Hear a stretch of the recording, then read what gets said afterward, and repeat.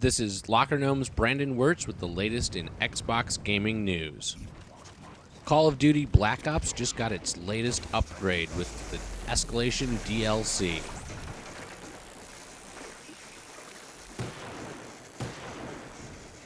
The zombie expansion, called Call of the Dead, was written by George Romero. It features voice acting by Robert Englund, who is best known as his role as Freddy Krueger, Sarah Michelle Gellar, who is Buffy the Vampire Slayer, Michael Rooker, who recently played in The Walking Dead, and Danny Trejo, who starred in the 2010 action thriller Machete. As you can see here, I totally suck at this mode, and I have no idea how you kill the guy with the great big lightning hammer that looks like Thor. On a related note, Thor, based on the Marvel comic series, hits the movie theaters this week. One trick I can recommend is using the knife a lot. It seemed to be way more effective than using the crap little pistol that I was given.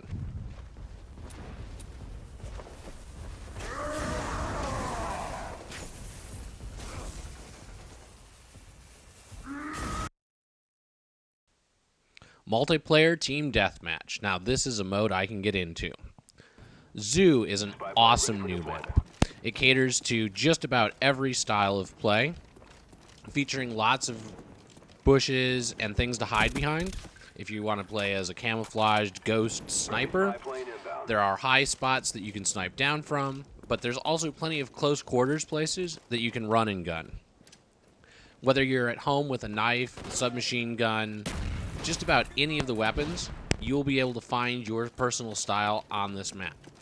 Unlike some of the other maps that have come from the previous map packs, this one really is very balanced for all styles of play.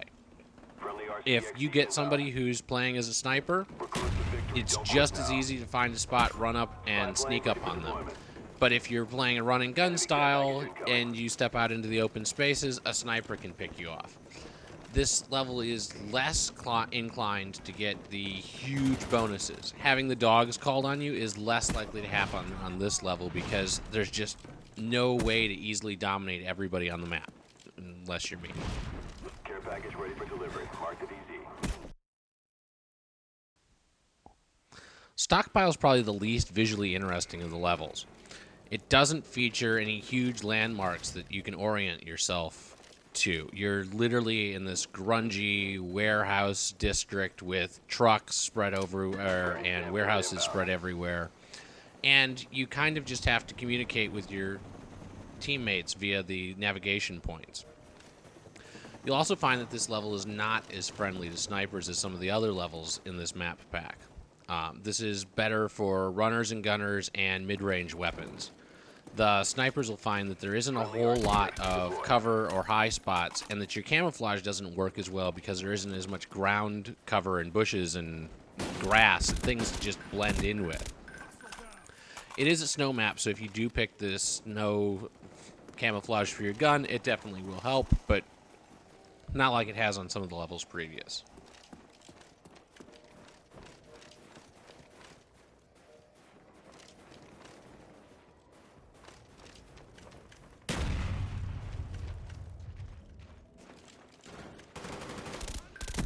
Spy plane ready for deployment. Our spy plane's in the air.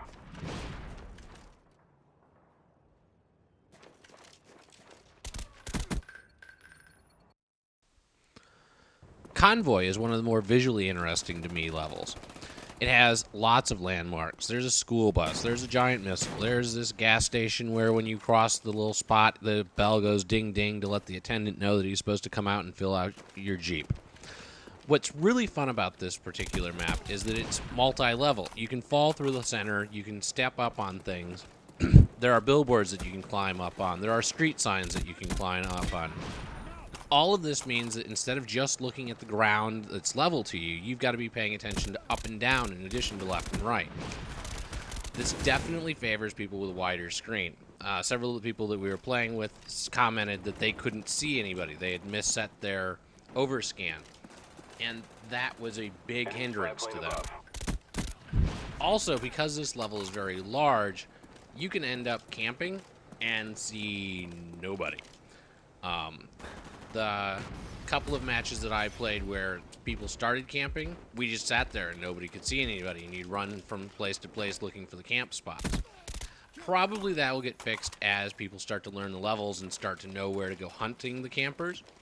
But this one was filled with little nooks and crannies that you could pop in and pop behind and nobody would even know you were there. Not because you could blend in, there's nothing to camouflage against. Your ghillie suit is not going to help you on this level at all. But because there's desks and washing machines and TVs and bookcases and just things to hide behind, and if you're not familiar with the landscape, you just don't know where to look.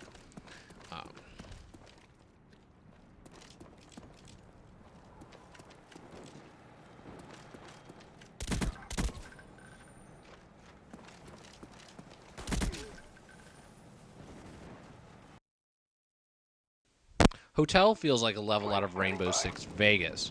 It definitely has the same casinos, slot machines, pool kind of feel. And it's a very close quarters game for the most part. There are definitely some sniper vantage points and some wide open spaces that you can really take advantage of raining death from above. But for the most part, the combat is pretty close quarters. And you spend your time running along these little tunnels between the connecting areas, between the galley, between the show floor, up a staircase. And that makes the feel a little more fast-paced. This level also adds a couple of new mechanics.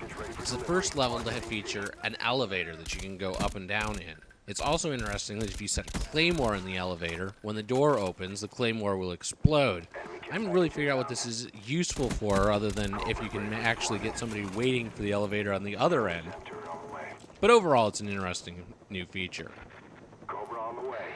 Ghost is less of an advantage in this level because there's nowhere really to blend in your ghillie suit, and much of the level is covered, so you can in fact hide if anybody happens to get up a helicopter.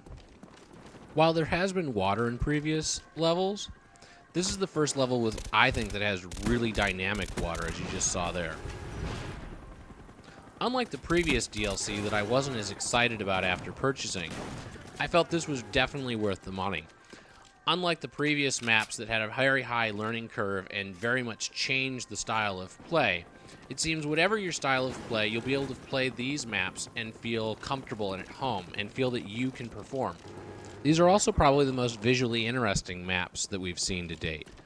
Everything about the levels are well laid out, they're stunningly rendered, and they feel right and authentic. The casino feels great, the Dirty Dungy hotel feels great, the gas station feels great. Everything about it just looks great. Even this piano sitting up on stage is a nice touch.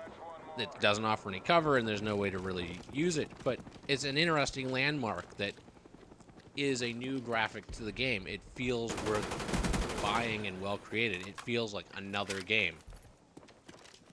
Regardless of what platform you're playing on, you should definitely pick up this map pack. It's the most fun, it's well created, and for the price, it's practically a whole nother game.